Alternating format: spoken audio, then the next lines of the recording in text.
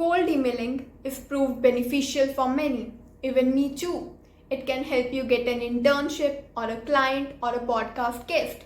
But how we can write an effective cold email that gets a reply? Hi everyone, I hope you are doing perfect. This is Sameeksha Juneja this side, and in today's video we will be talking about how to write an effective cold email that gets a reply. It is part 2 of 3 video series about cold emailing. In last part, we discussed about few things that need to be taken care of and that need to be done prior to sending a cold email that increases the chances of getting a reply. In this part, we will be discussing how to write an effective cold email, and in the next part, that would be part 3 of this series, we would be talking about few follow-up subject lines that always get a reply and other tips and tricks to be taken care of while sending a cold email. So without any further delay, let's get started with this video. First point is have a catchy subject line. It's a subject line only that decides whether your email is going to get opened or not. So make sure that your subject line describes the email and as well as it stands out of the whole crowd, the whole 10x number of emails they are getting. Make sure that your subject line differentiates you from the rest of the crowd. For example, if you are a graphic designer and you want to pitch them for graphic designing services, or you want to design thumbnails for their YouTube video, don't write normal subject line that says like, I'm a graphic designer, I can design thumbnails for you. No, nobody is going to open that. Like, they have a bunch of emails and a bunch of graphic designers sending them cold emails on the regular basis. Then how you are going to stand out? You need to make it crisp. You need to make it like more attractive. You can instead use the phrase like, you are making this mistake while designing your thumbnails. Correct it this way. See, like, take it onto yourself. Wouldn't you open the email with this catchy subject line? This is attention grabbing and the person will open that. And when you will have a crisp body with some sample work attached, the chances of hiring you increases. It's just an example. You can check out more examples coming on the screen right now. And you can make your own subject lines in this way. Like, these 3 and other 3 are just samples. You need to make it creative according to yourself. You can use like a subject line like name of the client, name of that person, and question mark. It also creates a curiosity. However, don't use it. It's a blunder type. I prefer not to use those type of subject lines. But yes, you can use them. That helps you to stand out of the crowd. Try to create FOMO or dream in your subject line. Like in these subject lines, the samples I shared, I was creating a FOMO or something like dream. Alongside, I was mentioning my services, like I was relating it to my services. You also need to do this with your subject line. And here the one blunder that many people make is like they write subject line something like urgent, read it, I completely need your help, your bank account is in like a wrong direction, your account is being hacked. Don't use these types of subject lines that are not related to your topic, that are not related to your service. The person will be opening your email, but that subject line that creates so negative impact that your account is hacked or this thing has been done, that creates a so negative impact that the person do not want to reply back to you with the subject line that you have used. That subject line creates a very negative impact. So make sure to use attention grabbing subject lines, but don't use some irrelevant subject line that creates some like hazard like situation. Don't use that. These are some blunders most people do and they affect them negatively. Maybe their email gets opened, but they affect that the chances of getting a reply decreases. Jumping on to the second part of email, that is content, that is body. Now, how to write that body? Okay, you don't have to write it so long paragraphs. No, nobody has that much time to read all your paragraphs and then reply back to you. Make it crisp. Like, you can use the format like greetings, And make sure to use the name alongside greetings. It creates a sense of personalization. So make sure to use the name alongside greetings. Number one, greetings or hello, good morning, good evening, whatever you want to say. Then second point is introduce yourself. I am this, I am XYZ and have been watching your YouTube videos since 1 year.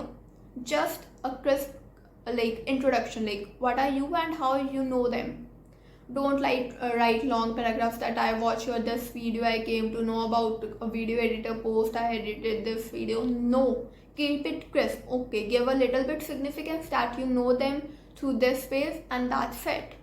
Okay, then come to straight to your point that you are making this mistake, you can correct it this way, or I am a graphic designer, I can help you in this way. This should also be in 1 to 2 lines in which you are telling them about your services and how you can help them. Try to make bullets like I can help you with graphic designing, video editing and social media management. Like if you are a social media manager and something like that, you can make bullets. Make it eye friendly also, so that the person easily can get onto the points like, okay, this can provide me graphic designing services, this email is up. Nobody has so much time to read out through all the emails, hundreds of emails they are getting in a day, and all those are cold emails. You have to make it stand out. So in first should be greetings, second should be a bit of introduction about yourself, third should be your services, and in fourth, in the fourth passage, you can tell them about how they can approach you or how you will present them with a personalized strategy or something like that. Like you can ask them to jump onto call if you want to. Do it that way.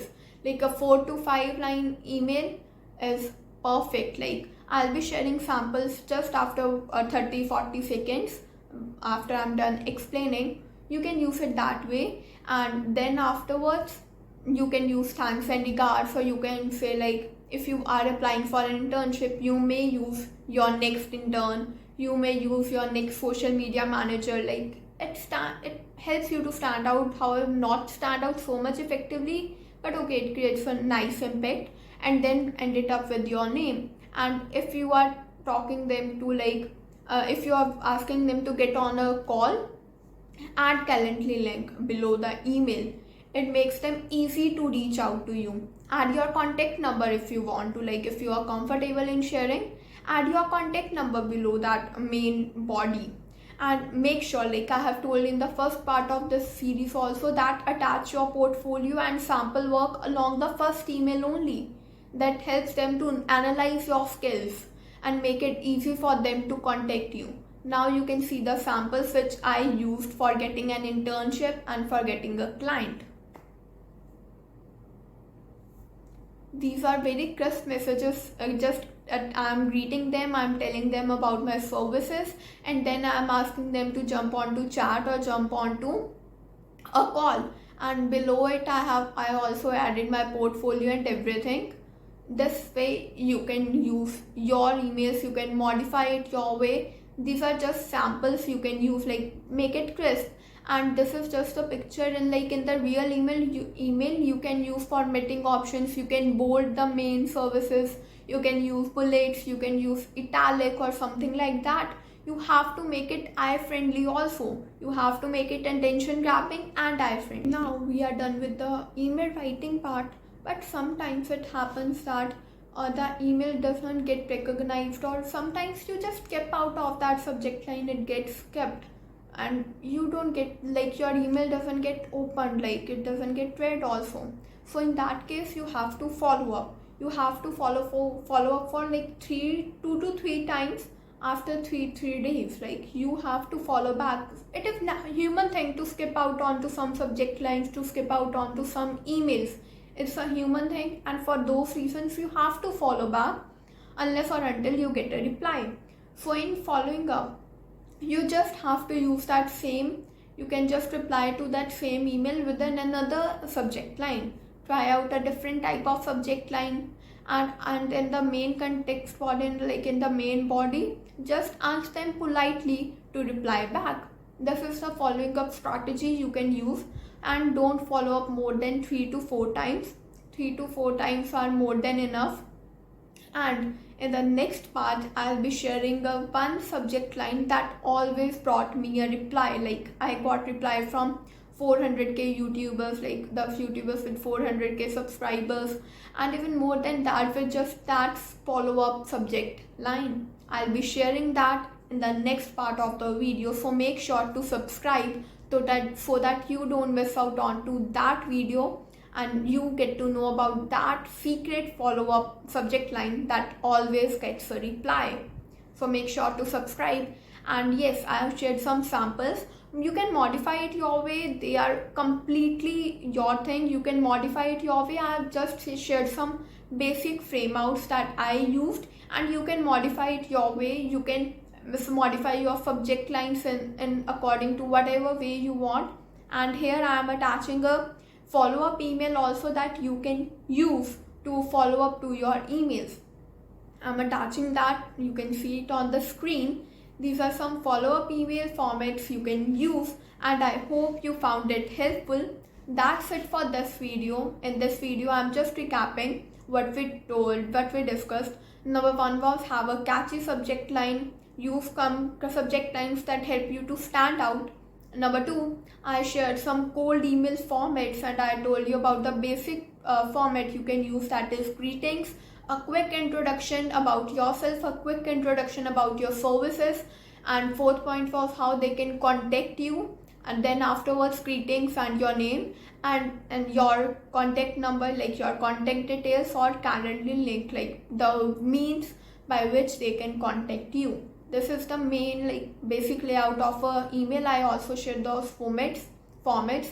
And number three is follow up. You need to follow up for 2-3 times after 3 days gap, and with this another catchy subject line that may get recognized if your earlier one didn't, and with a polite email asking for a reply. You need to do that.